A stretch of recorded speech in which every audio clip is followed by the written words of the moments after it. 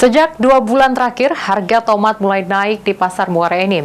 Kenaikan harga tomat sangat signifikan hingga mempengaruhi daya beli masyarakat.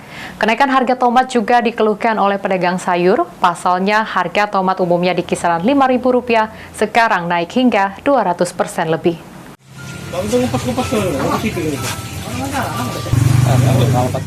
Meski harga sembako, daging, dan bahan pokok lainnya terhitung stabil jelang Natal dan Tahun Baru, namun untuk harga sayuran mulai berangsur-angsur naik di pasar Kota Muara Enim.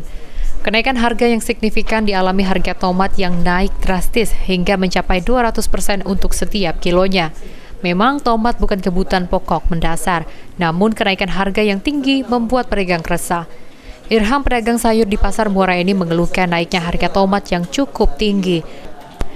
Dengan kenaikan harga ini membuat pedagang harus mengeluarkan modal lebih dan menurunkan daya beli masyarakat. Standarnya harga tomat di kisaran Rp5.000 untuk setiap kilonya, namun sejak 2 bulan belakangan harganya berangsur naik dan sekarang hingga mencapai Rp16.000 per kilonya. Kenaikan ini cukup besar, setidaknya 2 bulan terakhir harga tomat bisa naik hingga 200% lebih. Utama ini tomat ini naik gratis. Harga dari 5.000 sampai sekarang 16.000. Sudah hampir 2 bulan ini, Pak. Itu selain tomat itu bawang putih, Pak. Naik lagi ini. Sudah dari biasanya harga 25 sekarang sampai 40 sampai 50. Udah tuh bawang merah, Pak, juga gitu. Naik juga itu.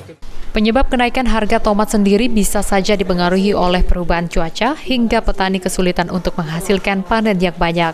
Selain tomat, bawang merah dan bawang putih juga berangsur naik berkisar 10% hingga 30%. Penyebabnya karena bawang merah dan bawang putih merupakan hasil kiriman dari Pulau Jawa. Mardiansyah, PAL TV.